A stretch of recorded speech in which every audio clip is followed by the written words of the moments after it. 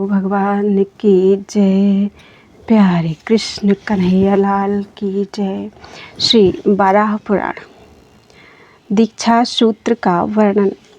श्री सूत जी कहते हैं इस प्रकार, अनेकों धर्मों को सुनकर बहुतों को मुक्ति सुलभ हो जाए, इस उद्देश्य से पृथ्वी ने भगवान जनार्दन से पूछा, भगवान माया तीर्थ की महिमा बड़ी अद्भुत है। इसके महात्म्य श्रवण से मेरा अंतःकरण शुद्ध हो गया।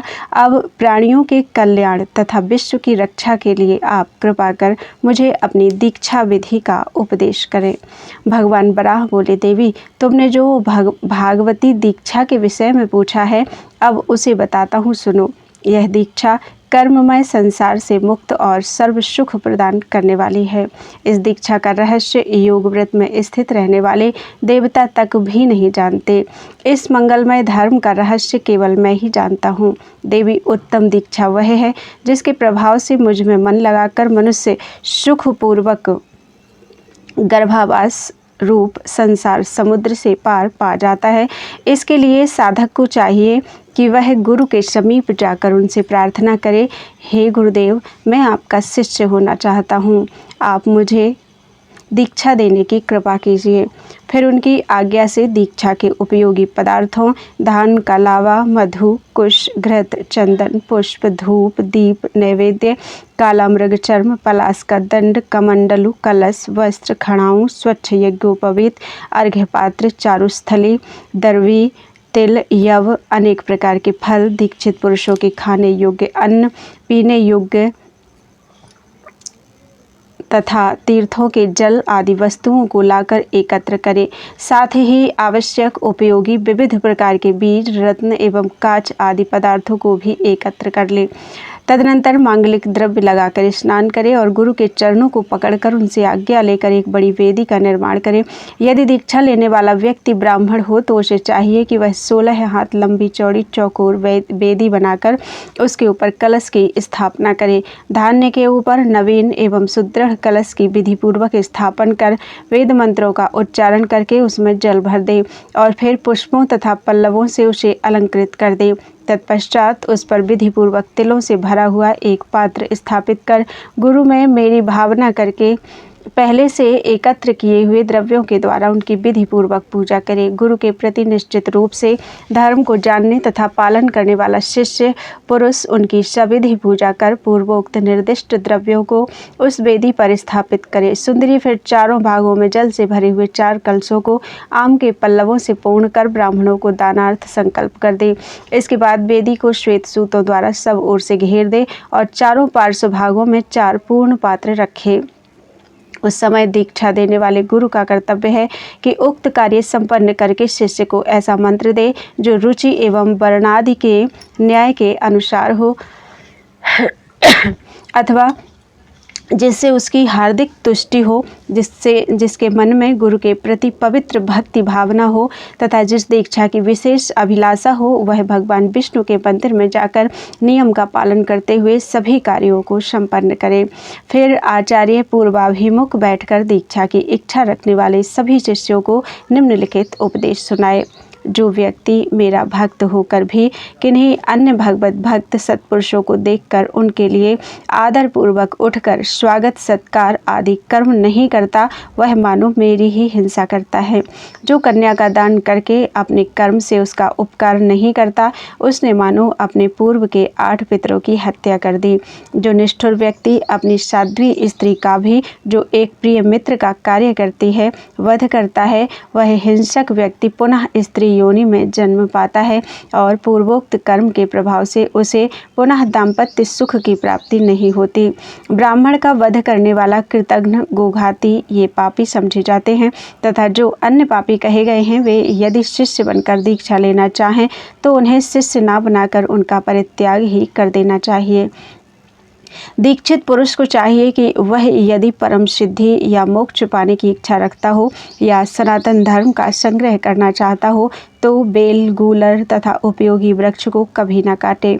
क्या खाना चाहिए, क्या नहीं खाना चाहिए, इसे आचार्य को भी अपने शिष्य को बता देना चाहिए। गूलर का ताज़ा फल भक्ष्य है, पर उसका वासी फल सर्वथा अभक्ष्य है। लहसुन, प्याज आदि वस्तुएं जिनसे दुर्गंध निकलती है, वे सभी अभक्ष्य मानी जाती हैं। दीक्षित व्यक्ति के लिए उचित है कि वह सभी प्रकार के मांस मछलियों का निश्चयपूर्वक सर्वथा त्याग कर दे। उसे दूसरों की निंदा और प्राणी की हिंसा भी कभी नहीं करनी चाहिए। वह किसी की चुगली ना करे और चोरी तो सर्वथा त्याग दे। दूर से आए हुए अतिथि को आदर सत्कार पूर्वक भोजन आदि कराना चाहिए। वह गुरु, राजा तथा ब्राह्मण की स्त्री के प्रति मन में कभी बुरी भावना ना करे। सुवर्ण, रत्न और युवती स्त्री इनकी ओर चित्त ना लगाए। दूसरे के उत्तम भाग्य और अपनी विपत्ति को देखकर दुख ना करे। यह सनातन धर्म है। वसुंधरे दीक्षा के पहले मंत्र लेने वाले शिष्य के प्रति गुरु इन सब बातों का उपदेश दे। सुंदरी, साथ ही छुरा तथा जल से भरा हुआ एक पात्र भी रखना चाहिए। फिर मंत्रोच्चारण पूर्वक मेरा आवाहन एवं विधि के साथ मेरा पूजन करना चाहिए। देवी इस प्रकार अर्घ्य एवं पाद्य देने के उपरांत गुरु हाथ में अस्तूरा लेकर शुद्ध भाव से यह मंत्र पढ़े। मंत्र का भाव यह है: शिष्य, विष्णुमय जल की सहायता से तुम्हारा क्षौर कर्म किया जा रहा है। इस अवसर पर वरुण देवता तुम्हारे सिर की रक्षा करें। यह दीक्षा संसार से उद्धार करने वाली है। फिर नाई क्षौर कर्म को और यजमान उस कलश को उस नाई को ही दे दे। नाई ऐसी सावधानी से सिर का क्षौर कर्म करे कि कहीं त्वचा के कटने से एक बिंदु भी रक्त ना निकले। इस प्रकार सविधि कृत्य संपन्न कर लेना चाहिए। इसके उपरांत यजमान भगवान में श्रद्धा रखने वाले पुरुषों को प्रणाम करके अग्नि प्रज्वलित करे और फिर वह धान का लावा, काला तिल, घृत और मधु इन वस्तुओं को मिलाकर उसमें 7 आहुतियाँ प्रदान करें। फिर तिल और खीर से 20 आहुतियाँ देनी चाहिए। हवन के पश्चात घुटनों के बल जमीन पर झुककर इस मंत्र का उच्चारण करना चाहिए। मंत्र का भाव यह है: दोनों अश्विनी कुमार, 10 दिशाएं, सूर्य और चंद्रमा ये सभी इस कार्य में साक्षी हैं। सत्य के बल पर ही पृथ्वी तथा आकाश अवलंबित है। सत्य के बल से ही सूर्य गतिशील है तथा पवन देव प्रवाहित होते हैं। तदनंतर मंत्र पूर्वक विधि के साथ आचार्य की पूजा कर उन्हें प्रसन्न करना चाहिए। गुरु को भगवान में भक्ति रखने वाला एवं दिव्य पुरुष होना चाहिए। फिर 3 बार गुरु की प्रदक्षिणा कर उनके चरणों को श्रद्धापूर्वक पकड़ ले और कहे: गुरुदेव, मैं आपकी कृपा तथा इच्छा के अनुसार दीक्षा ग्रहण कर्म में उद्यत हुआ हूँ। मुझसे कुछ अनुचित हुआ हो तो आप उसे क्षमा करने की कृपा करें। फिर स्वयं वह पूर्व दिशा की ओर मुख करके बैठ जाए। इस समय गुरु की दृष्टि केवल शिष्य पर ही रहनी चाहिए। गुरु का कर्तव्य है कि हाथ में कमंडलू एवं यज्ञोपवीत लेकर कहे: शिष्य, भगवान विष्णु की कृपा से तुम्हें यह सुअवसर प्राप्त हुआ है। साथ ही सिद्ध दीक्षा और कमंडल ये वस्तुएं प्राप्त हुई हैं। कर्म के प्रभाव से दीक्षा संबंधी शुभ अवसर पर तुम अपने हाथों में कमंडल ले लो। इसके बाद गुरु उसे मंत्र की दीक्षा दे। दीक्षा प्राप्त पुरुष गुरु के चरणों पर मस्तक रखकर प्रणाम करे और उनकी प्रदक्षिणा कर इस प्रकार कहे: गुरुदेव, मैंने अब आपकी शरण प्राप्त की है। आपके द्वारा मुझे वैष्णवी दीक्षा सुलभ हो गई। यह आपकी कृपा का फल है। फिर गुरु से उठाकर शुद्ध जल से भरा कमंडल तथा दिव्य तंतुओं द्वारा निर्मित एक वस्त्र शिष्य को दें। उस समय गुरु को कहना चाहिए: वत्स, तुम यह वस्त्र तथा पवित्र जल भरा पवित्र कमंडल ग्रहण करो। पुनः शिष्य गुरु को चंदन लगाकर हाथ में मधुपर्क लेकर कहे: भगवान, आप पार्थिव शरीर को शुद्ध करने वाले इस मधुपर्क को ग्रहण कीजिए। तत्पश्चात शिष्य को गुरु के चरणों पर पड़कर उन्हें यत्नपूर्वक संतुष्ट करना चाहिए। फिर मन पर संयम रखते हुए अंजलि को मस्तक से लगाकर गुरु प्रदत्त मंत्र को हृदय में धारण करे और कहे: भगवान में भक्ति रखने वाले सभी पुरुष मेरी बात सुनने की कृपा करें। गुरुदेव ने मेरी सभी कामनाओं को पूर्ण कर दिया। मैं इनका सेवक और शिष्य हो गया और ये देवता के समान मेरे गुरु हो गए। वसुंधरे, आगम वैष्णव शास्त्रों में ब्राह्मण की दीक्षा की यही विधि कही गई है। अब जो अन्य 3 वर्णों के लिए दीक्षा की विधि है वह भी मुझसे सुनो। बोलो वृंदावन बिहारी लाल की जय। क्षत्रियादि दीक्षा एवं गणांतिका दीक्षा की विधि तथा दीक्षित पुरुष के कर्तव्य।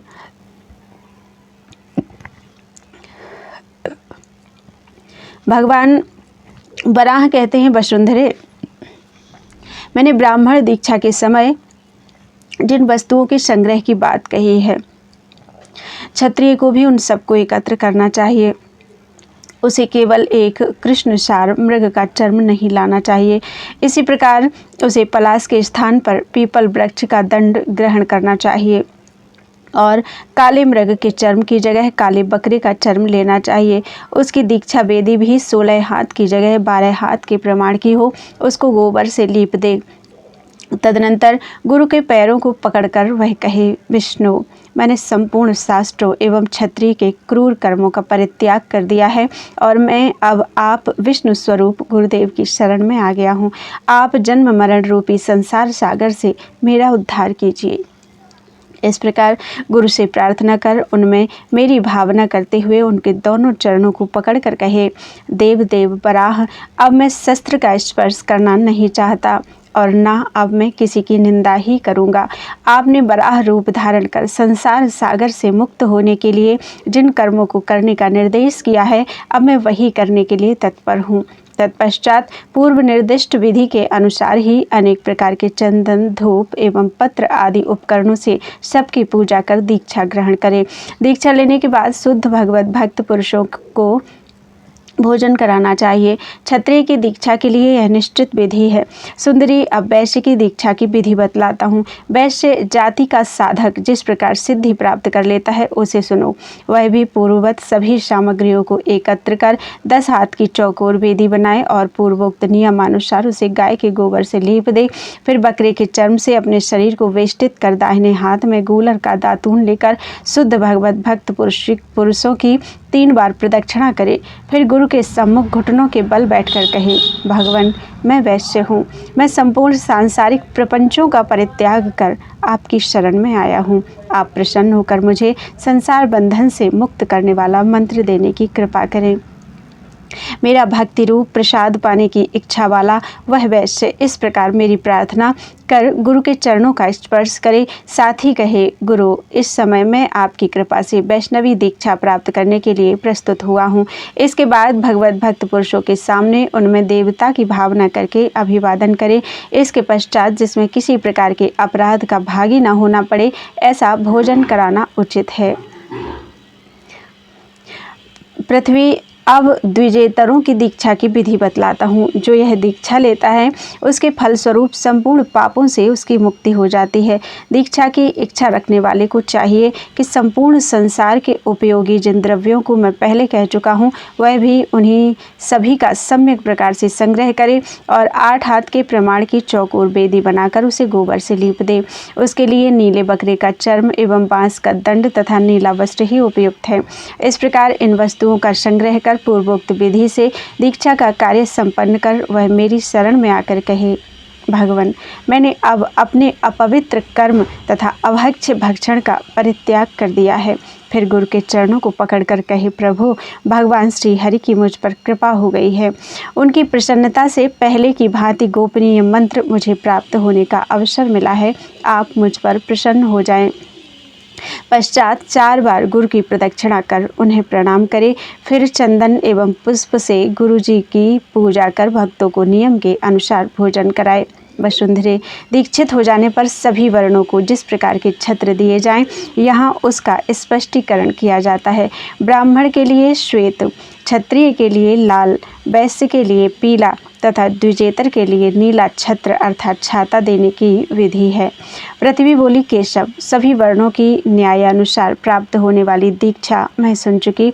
अब मैं यह जानना चाहती हूँ कि आपके कर्म में सदा संलग्न रहने वाले दीक्षित पुरुष के कर्तव्य क्या हैं। भगवान वराह बोले, कल्याणी, तुम जो बात पूछती हो उसका गूढ़तम सार तथा रहस्य युक्त उत्तर तो यह है कि वस्तुतः दीक्षित व्यक्ति को निरंतर एकमात्र मेरा ही चिंतन करना चाहिए। महाभागे, गणांतिका दीक्षा का रहस्य अत्यंत गोपनीय वस्तु है। और इसे मेरा ही स्वरूप समझना चाहिए। विशालाक्षी, मेरी भक्ति में लगे रहने वाले दीक्षित पवित्र आत्मा व्यक्ति को विधिपूर्वक मंत्र के द्वारा इसे ग्रहण करना चाहिए। जो भगवद भक्त होकर इस दृष्टि जनित या स्पर्श जनित गणांतिका दीक्षा को ग्रहण करता है, उसके लिए और कोई कर्तव्य कार्य शेष नहीं रह जाता है।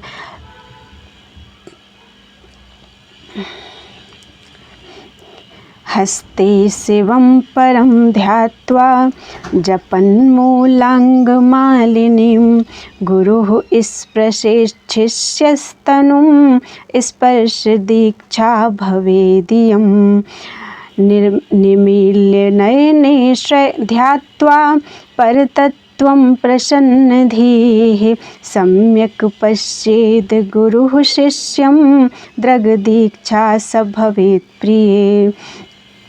अर्थात अपने हाथ में परम शिव एवं गुरु का ध्यान तथा मालिनी विद्या का जप करते हुए जो आचार्य अपने शिष्य का स्पर्श करते हैं, वह स्पर्श दीक्षा तथा नेत्रों को बंद कर परतत्व का ध्यान कर शिष्य को भली प्रकार देखना दृग दीक्षा है। मालिनी विद्या का वर्णन अग्नि पुराण के 145वें अध्याय में आया है। तो उसके लिए और कोई कर्तव्य कार्य शेष नहीं रह जाता, उसके लिए दीक्षा ही सर्व फलदायी का होती है। किंतु सुंदरी, जो व्यक्ति केवल कान से ही सुनकर मंत्रों की दीक्षा ग्रहण करता है, उसे आसुरी दीक्षा कहते हैं। अतएव पवित्र मन वाले पुरुष को चाहिए कि मुझसे संबंधित गुह्य दीक्षा ग्रहण करे। जो बुद्धिमान पुरुष इस दीक्षा के सहारे मेरा ध्यान स्मरण करता है, उसने मानो हजारों जन्मों तक मेरा ध्यान चिंतन कर लिया, ऐसा समझना चाहिए। वसुंधरे, इस गणांतिका दीक्षा के लिए कार्तिक, मार्गशीर्ष और वैशाख मास के शुक्ल पक्ष की द्वादशी तिथियां प्रशस्त हैं। दीक्षा की बात निश्चित हो जाने पर उसे 3 दिनों तक शुद्ध आहार पर रहना चाहिए। फिर मेरे धर्म पर अटल विश्वास रखकर उचित समय में दीक्षा लेनी चाहिए। सुशोभने साधक पुरुष मेरे सामने अग्नि प्रज्वलित कर कुश का परिस्तरण करे, फिर भावनामयी दीक्षा की स्थापना करे। तत्पश्चात शिष्य देव भावना से परम पवित्र होकर दीक्षा के कार्य में संलग्न हो जाए। उस समय ओम नमो नारायणाय कहकर यह मंत्र पढ़े। मंत्र का भाव है, शिष्य, यह दीक्षा भगवान नारायण के दाहिने अंग से प्रकट हुई है। उनकी कृपा से ही पितामह ब्रह्मा ने इसे धारण किया है। वही दीक्षा तुम भी ग्रहण करो। इसके बाद स्नान कर रेशमी वस्त्र धारण कर वह मेरे अंगों का स्पर्श करे। फिर उसी समय कंघी और अंजन समर्पण कर मुझ भगवान नारायण को मंत्र से स्नान कराए। मंत्र का भाव यह है, देवेश्वर, स्नान करने के लिए यह जल सुवर्ण के कलश में रखकर आपकी सेवा में समर्पित है। मैं हाथ जोड़कर प्रार्थना कर रहा हूँ, आप इससे स्नान करने की कृपा करें। फिर ओम नमो नारायणाय का उच्चारण कर कहे, माधव, आपकी कृपा के बल पर गुरुदेव की दया से यह मंत्रमयी दीक्षा मुझे प्राप्त हुई है। यह दीक्षा मुझे इस योग्य बना दे कि कभी भी मेरा मन अधर्म की ओर न जा सके। वसुंधरे, जो व्यक्ति इस विधि के अनुसार मेरे कर्म में दीक्षित होता है, उसमें गुरु की कृपा से महान तेज का आधान हो जाता है। फलस्वरूप लोक को प्राप्त होता है। फलस्वरूप वह मेरे लोक को प्राप्त होता है। सुंदरी, यह दीक्षा चुगलखोर, धूर्त एवं कुत्सित शिष्य को नहीं देनी चाहिए। इसे विधिपूर्वक ग्रहण कराकर योग्य एवं सज्जन शिष्य के हाथ में एक माला देनी चाहिए। देवी 108 दानों की जप माला उत्तम, 54 दानों की मध्यम तथा 27 दानों की गणांतिका माला कनिष्ठ कही गई है। रुद्राक्ष की माला परमोत्तम है। पुत्र जीवक की माला मध्यम एवं कमलगट्टी की माला कनिष्ठ समझनी चाहिए। देवी, यह दीक्षा प्रसंग का मैंने तुमसे वर्णन किया। यह गणांतिका नाम की प्रसिद्ध दीक्षा शुद्ध स्वरूप, संपूर्ण प्राणियों के लिए हितकारी तथा मोक्ष चाहने वालों के लिए उत्तम साधन है। साधक जप करने की इस माला को जूठे हाथ न छुए और इसे स्त्रियों के हाथ में ही दे, बाएं हाथ से भी इसका स्पर्श न करे। इसे अंतरिक्ष अर्थात दीवाल में किसी कील के सहारे लटका देना चाहिए। जब के समय इसे किसी को दिखाना भी ठीक नहीं है, जबकि पूर्व एवं उपरांत इसकी भी पूजा स्तुति करनी चाहिए। देवी, यह मैंने तुमसे दीक्षा का गूढ़ रहस्य बतलाया। जो पुरुष मेरी उपासना में परायण होकर इस विधि के अनुसार मेरे भगवत संबंधी इन कर्मों को संपन्न करता है, वह अपने 7 कुलों को तार देता है। बोलो वृंदावन बिहारी लाल की जय। त्वदीयं वस्तु गोविंद तुभ्यमेव समर्पये, तेन त्वदङ्घ्रिकमले रतिं मे यच्छ शाश्वतीम्।